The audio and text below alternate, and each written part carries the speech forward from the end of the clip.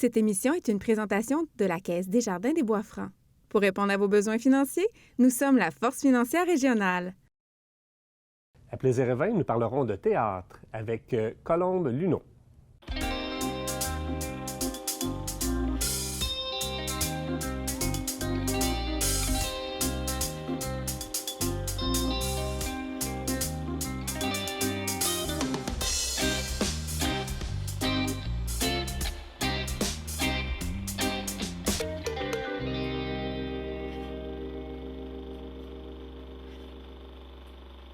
Bien, Colombe, bonjour. Bonjour, Martin. Merci de l'invitation. Bien, ça fait plaisir. L'honneur est pour moi. Colombe Luneau, oui. Passionné des arts. Oui. C'est un domaine qu'on n'a pas parlé souvent à l'émission. Okay. Pourtant, la région est quand même fertile en ce sens. Hein? Oui. Tu as travaillé avec Pierre-Luc? Oui, j'ai travaillé avec Pierre-Luc les 3 premières années du FBT. Oui. 2016, 2017, 2018. Il était le directeur artistique, évidemment. Oui. Donc, ça a été vraiment une belle expérience de travailler avec Pierre-Luc. On a appris? Beaucoup. Oui, beaucoup.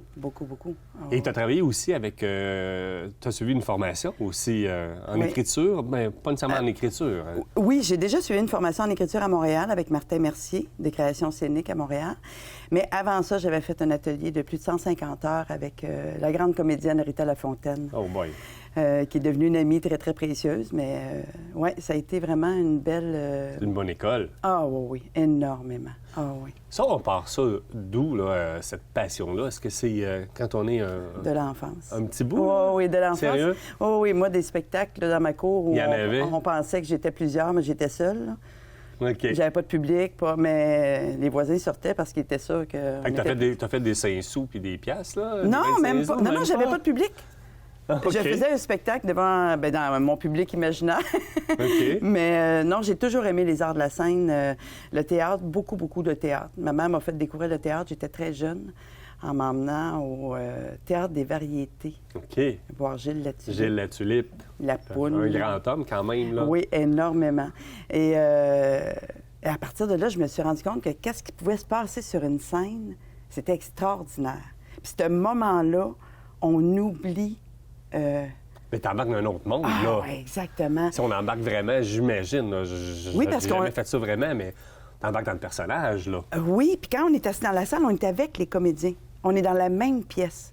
Okay. C'est ça qui est magique pour moi. Et quand on est sur scène, mais là c'est le bonheur total. C'est sûr, c'est sûr. On aime toutes les arts? Toutes les formes d'art? Beaucoup, ça dépend. La musique, le chant, le théâtre. Mais le théâtre, c'est vraiment ma priorité. Okay. La musique, le chant, l'improvisation, j'aime beaucoup aussi. Beaucoup. La Hélénie, je suis ça depuis le début. Parce que j'ai l'âge de pouvoir suivre la Hélénie depuis le début. Mais c'est ça, j'aime beaucoup. J'aime beaucoup la peinture aussi. OK. On découvre. Et dernièrement, j'ai découvert l'opéra avec le virtuel, les spectacles virtuels qu'on a eu droit depuis 1 an.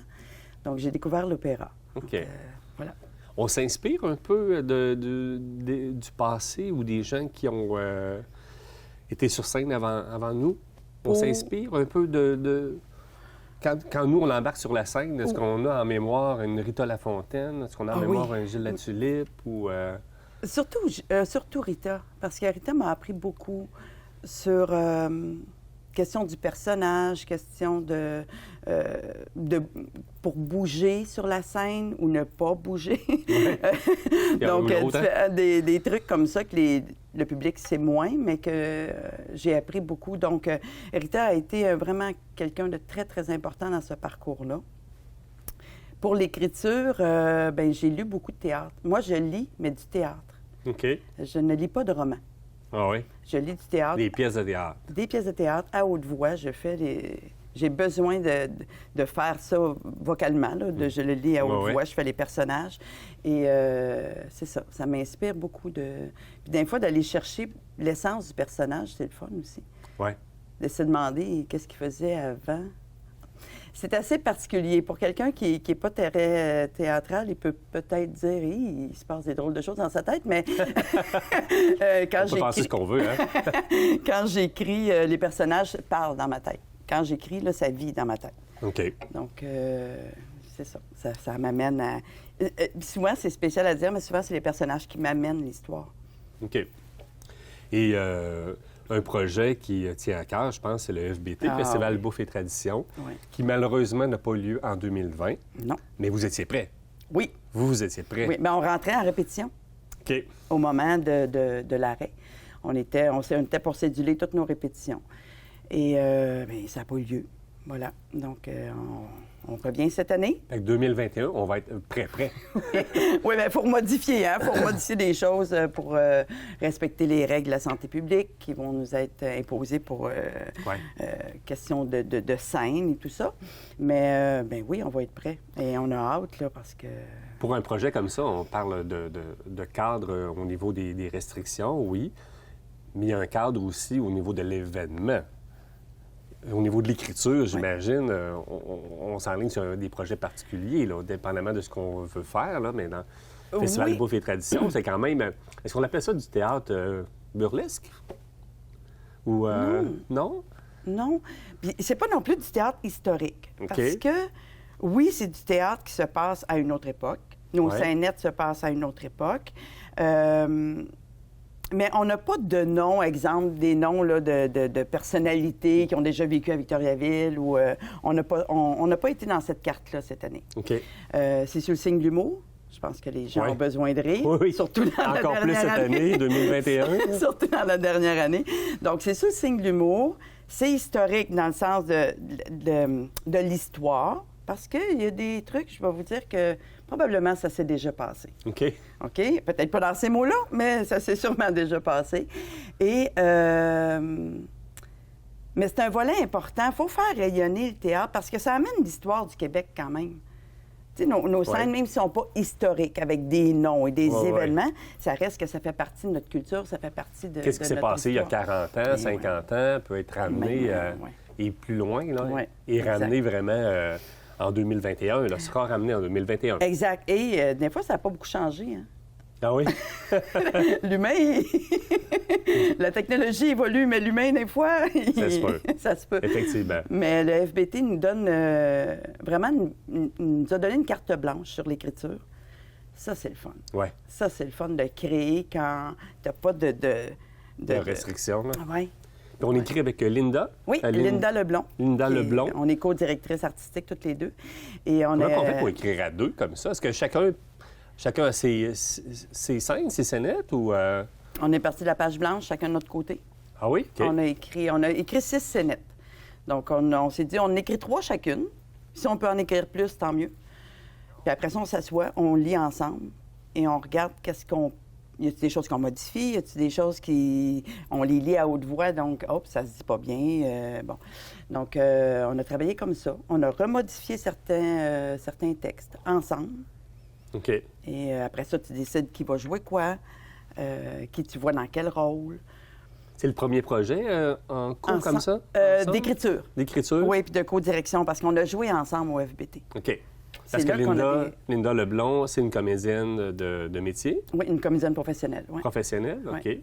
J'imagine que c'est quand même un atout, là? Ah, oui, exactement. Puis c'est en jouant ensemble au FBT qu'on a découvert qu'on aimait travailler ensemble.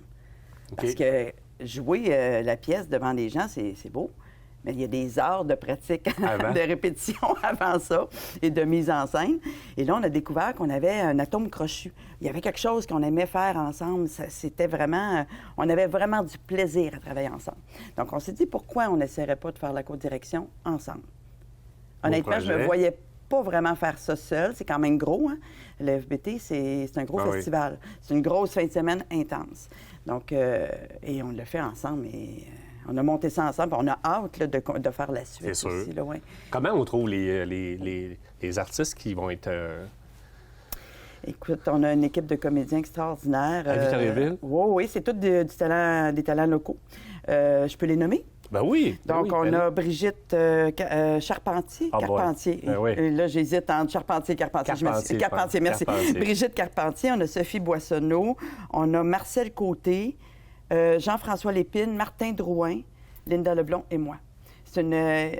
je sais pas, il y a moi et Linda qui est comédien maison depuis le début. Je pense que Sophie Boissonneau aussi. Peut-être Brigitte.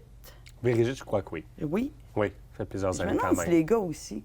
Il y a Martin Drouin qui est arrivé, je pense, en 2017 ou 2018. Mais les autres sont là depuis le début. C'est une fin de semaine de plaisir pour eux, là. Oui. Ah oui. Parce que c'est le résultat, là. La fin de semaine du FBT, c'est le résultat de présenter les scènes là, devant le public. Là. Oui, exactement. Et c'est vraiment un plaisir de travailler ensemble. C'est vraiment, on a hâte de se retrouver. On arrive en répétition, on a du plaisir à faire les mises en scène. C'est vraiment agréable. Et c'est pour ça que je suis encore là. Oui. À quelque part, là, J'imagine qu'on doit déjà avoir des idées pour l'après, hein? Ça doit toujours mijoter, là. Oui. Ça doit toujours mijoter, là. Oui, on a d'autres idées, parce que là, on a fait 6 scénettes, mais avec ces 6 scénettes-là, en les lisant, moi et Linda, ça serait le fun, peut-être, à un moment donné, tel personnage, tel... Bon. Mais là, c'est ça. Là, on va s'en tenir à nos 6 scénettes, parce qu'on a essayé, en plus, cette année, on a essayé d'innover sur des nouveaux personnages qui n'ont jamais été vus depuis le début du FBT, et des nouveaux lieux d'histoire. OK. Ça s'est déjà passé dans un bar, dans un confessionnal, mais là, on a des nouveaux lieux d'histoire. OK. Puis des nouveaux personnages. Ça, on ne peut pas dévoiler. Non, on ne peut pas. Mais non, il faut garder des surprises. Il faut se présenter au mois de juin. Ah oui, oui, c'est tellement une belle fin de semaine. Oui. On est bien confiants cette année que ça ait lieu, là. Oui. Vraiment, là, c'est ce qu'on pense, puis on va le souhaiter. Oui. Et tout ça part... On parlait de l'enfance tout à l'heure, mais par la suite, il y a eu l'impro, qui était très présent aussi. Oui, l'impro. Puis on suit ça encore. Ah oui, exactement. Les lignes oui. d'impro. Oui, la LNI, je suis toujours la LNI. Quand c'est possible d'y aller, évidemment. Ouais. Dans la dernière année, ça n'a pas été possible, mais quand il y a un spectacle d'impro, c'est toujours plaisant de le faire. En 2019 et 2020-2019, j'ai participé à un match de la LNI à Danville, dans un festival, le Festival des Glaces, je pense, à Danville. J'ai été invitée avec des élèves. Et j'ai joué avec la LNI et j'ai joué avec mes élèves. Ça, c'est vraiment... c'est vraiment le fun avec des Sophie Caron, Frédéric Barbouchi. C'est vraiment des expériences extraordinaires. Puis mes élèves de l'école Monique Proulx, que j'ai dans mon club de... Bien, pas dans mon club d'impro, mais dans le club d'impro de l'école Monique Proulx, je suis coach depuis 10 ans. Donc, j'avais pu permettre à des élèves de vivre cette expérience-là. Un peu avant, j'avais été dans une équipe à Drummondville, les Bûcherons de Drummondville, où j'ai joué avec Réal Bossé, Jean-François Nadeau, des noms comme ça. C'est vraiment le fun L'improvisation, c'est vraiment extraordinaire. Ce que ça amène... Et ça, j'allais dire, ça amène quoi, l'impro? Ça amène une aisance sur scène. Ça amène on développe l'écriture qu'on parlait tantôt. Ouais. L'improvisation, on écrit sur le moment. Hein. Donc, veux pas, ça aide quand tu veux t'asseoir et tu veux écrire des scénettes, comme j'ai écrit, ou des pièces de théâtre. Ça peut aider parce que tu as déjà des personnages que tu peux avoir en tête. Et au niveau scolaire, moi, je fais depuis 15 ans au primaire. Je fais de l'improvisation 5e, 6e année au primaire. Et au secondaire, ça fait 10 ans. Et au niveau scolaire, l'improvisation, c'est très, très, je te dirais, très académique. Ah oui? Les exposés oraux changent dans les cours.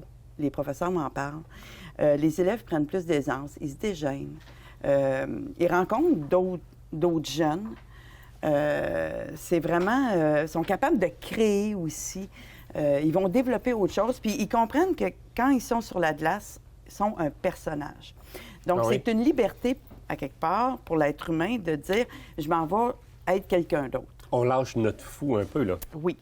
Puis si les gens, tu sais, pour un jeune, des fois, les gens rient, ils peuvent le prendre personnel, mais en impro, ils savent qu'il rit de ce qui se passe sur la glace, il rit du personnage, qu'est-ce qu'il a dit ou qu'est-ce qu'il a fait. Donc ça amène beaucoup, beaucoup... tous les jeunes sont invités dans le club d'impro à Monique Proulx. Ah oui? Oui, parce que j'ai eu des... Bon, j'en ai qui me suivent, c'est sûr. Mais j'ai eu des jeunes aussi qui ont... J'ai déjà eu des jeunes qui avaient des spectres de l'autisme. À ma grande surprise, premièrement, ce sont des jeunes qui ont besoin de savoir ce qui va se passer avant. OK. Et à ma grande surprise, en improvisation... En impro, ça, j'allais dire? C'est extraordinaire. Comment ça? Je ne le sais pas. Je leur disais, comment tu fais pour te jeter en bas de la falaise à chaque fois sans savoir ce qui t'attend? Puis dans la vie, c'est pas ça, là? Non.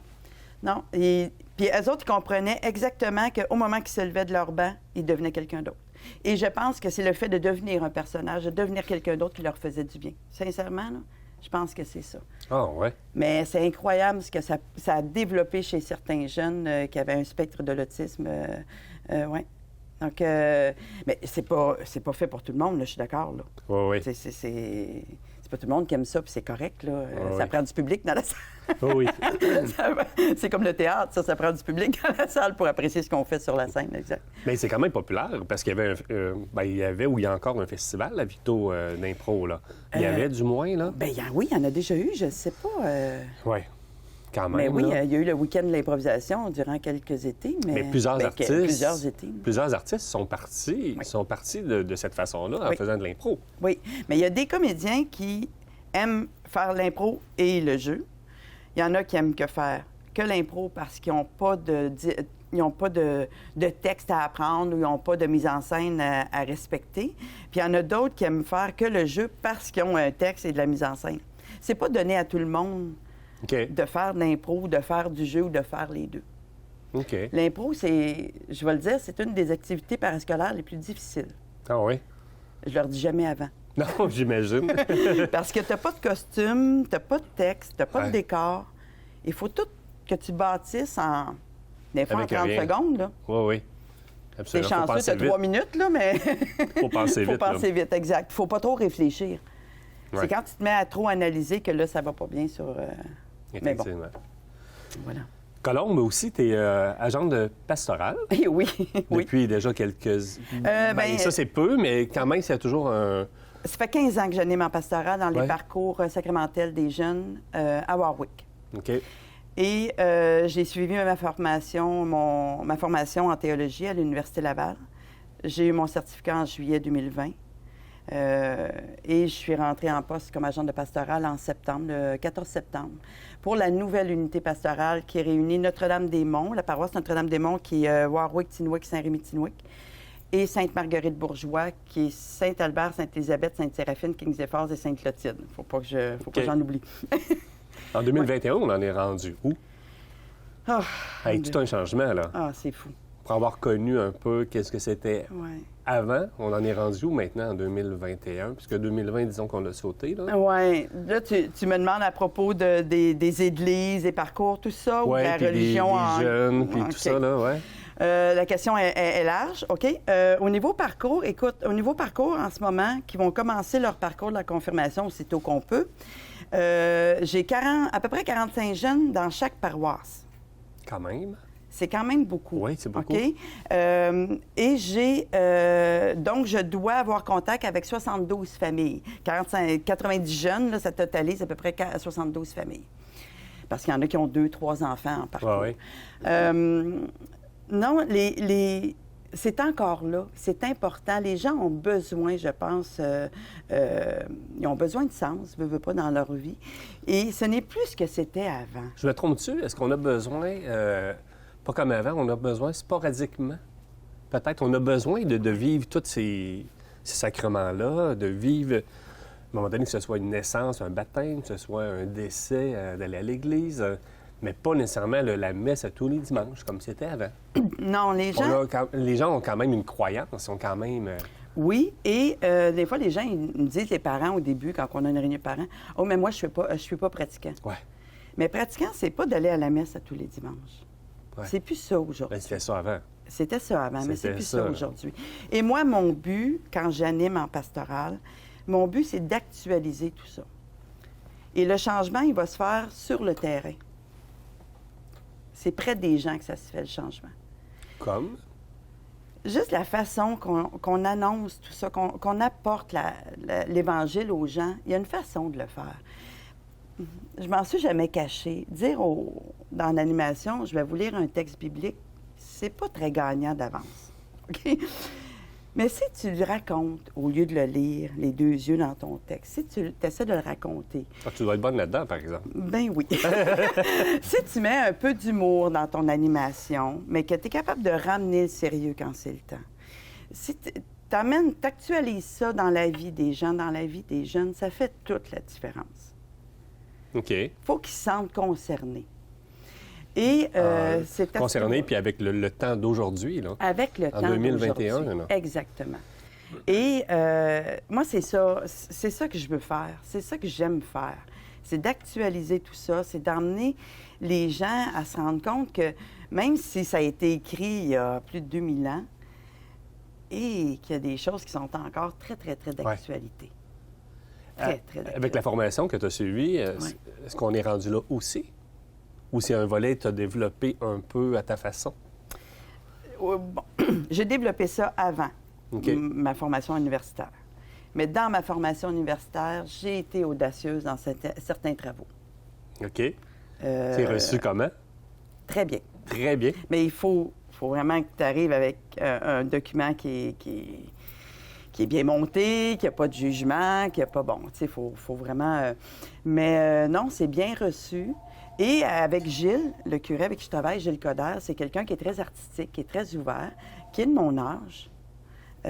J'ai 52, il y en a 58, donc on est pratiquement du même âge. Dans le même monde un peu, Dans le même monde, la même génération. Et il aime, exemple, les capsules que je fais présentement depuis 1 an, des capsules vidéo qu'on met sur notre page Facebook, que je fais du montage, bien, il prépare... Moi, là, je fais pas, je dirais pas juste parce que c'est quand même du travail, mais je filme, je fais le montage, je prends des photos, mais lui s'occupe du contenu. Moi, je lui dis, j'aimerais ça qu'on parle de telle chose ou qu'est-ce que tu dirais? OK, parfait. Il prépare sa capsule, on fait le montage, on fait le tournage, puis on essaie de... Puis il est très artistique. Donc, c'est vraiment, vraiment plaisant, ça. Qui aurait pensé, à un moment donné, qu'on ferait des capsules sur Facebook avec... C'est fou. Qui aurait pensé? La réception, elle est extraordinaire. Exemple, pas la dernière, mais on a fait une capsule le mercredi. On veut garder le contact. Oui. Les gens veulent garder le contact. Oui, puis il y a des gens qui interpellent Gilles, le curé, Gilles Coderre, mettons, à l'épicerie. Puis c'est pas des... à un moment donné, c'est arrivé, là, c'est pas un papa de parcours, là. C'est quelqu'un d'autre qui ne connaît pas. « Hey, je vous reconnais. J'aime ça, ce que vous faites sur Facebook. » Moi, on a trouvé ça drôle. Ouais. En même temps, j'ai fait, OK, là, on est en train d'aller chercher des gens qui ne viennent pas s'asseoir sur les bancs de l'Église le dimanche matin. Absolument. Et c'est le fun, ça. Moi, je trouve ça le fun parce qu'on amène ça avec simplicité. Tu sais, c'est ça que les gens aiment. Puis, regarde, on vient de faire la tournée des églises de l'Unité. J'ai été tournée dans chaque église, prendre des photos, faire découvrir. Et la capsule du mercredi décembre, on l'a faite à l'église de Sainte-Séraphine. On va pas là souvent. Non. On va pas là souvent. Et qui ne sert que pour des célébrations, baptême, mariage, funérailles, s'il y a une demande. Parce qu'il n'y a plus de célébration de messe dominicale à cette église-là. Mais on a eu plus de 1200 vues. Quand même. Les gens font « Ah, je connaissais pas cette église-là, c'est beau, c'est... » Donc, c'est le fun de faire découvrir notre région aux gens, de faire découvrir... Non, j'aime beaucoup, beaucoup ça. Fait on y croit encore. Ah oui, beaucoup. Au niveau des jeunes, puis tout ça, là, il y a quand même la croyance est encore là. Oui. Il faut juste la porter différemment. Exactement.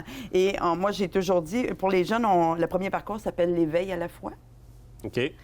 Et pour les parents, je dis que des fois, c'est le réveil. Le réveil à la fois.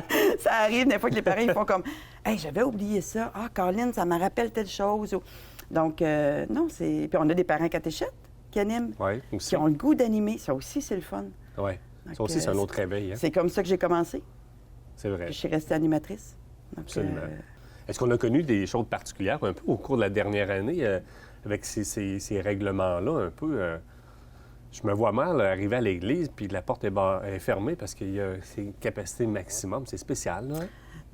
On a des bénévoles extraordinaires qui étaient à l'accueil et qui... Tu comptes le nombre de personnes qui rentrent, là? Ils prennent le nom.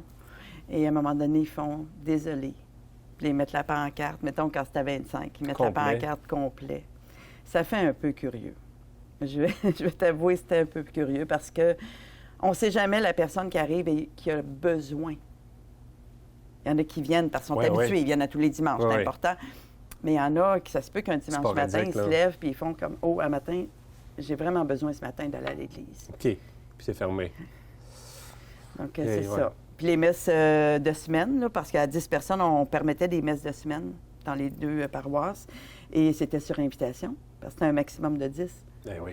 Donc, une semaine, un groupe, l'autre, on essayait. Mais les bénévoles ont été extraordinaires, vraiment, là, parce que c'est pas toujours facile à la porte. Ah oui, c'est sûr. Donc, mais c'est ça. On passe au travers, on continue de se croiser les doigts pour que ça... Là, on augmente à 100. On se croise les doigts pour que ça continue d'augmenter. Oui, 250. Exactement. Et voilà. Se replacer normalement. Oui, c'est ça. Parce que pour les gens, imagine une funéraille non. Quand tu es limité à 25. J'aurais pas aimé vivre ça. Tu sais, ça peut être très... qui t'invite pas. C'est sûr. Tandis que là, à 100, on a un petit peu plus de liberté. Effectivement. Colombe, on aime le vin? Oui, oui. Le blanc? Le blanc et le rouge. Le blanc et le rouge, oui. Le rouge, en autant que les tanins ne sont pas trop prononcés. OK, c'est bon. C'est important. C'est bon. Le blanc, j'ai goûté, il est très bon. Bien, c'est un chardonnay qui vient de l'Australie, le Oakbank. Chardonnay, c'est un cépage qui est très populaire. Quelqu'un qui ne sait pas quoi prendre comme vin, va chardonnay sur la carte des vins, va probablement tomber sur le chardonnay. Ah non, le vin, est-ce que ça porte à écrire? Non, pas dans mon cas. Mais il y a plusieurs pièces quand même qui sont autour du vin, je pense, où ça peut être un sujet. Oui, ça se peut, mais non, moi, Non, il faut que je sois toute là d'esprit pour créer, pour écrire. Fait que c'est pas en fin de soirée, autour d'un verre de vin? Ah non, pas du tout. Trop fatigué, trop... OK. Non. C'est le matin, principalement, qu'on écrit? Il n'y a pas de moment précis. OK. Quand ça vient... Oui, parce que vraiment, ça se peut que je sois en train de faire complètement autre chose puis qu'il me vienne une idée, il faut que je l'écrive. On n'a pas une discipline à se faire. Il faut que j'écrive, mettons, de 9 h à... J'ai essayé. C'est pas parce que j'ai pas essayé. OK. Et c'est pas comme un travail où il faut vraiment rentrer travailler à telle heure. Ouais. Puis, Non, j'ai essayé, puis c'est pas facile pour moi de faire ça comme ça.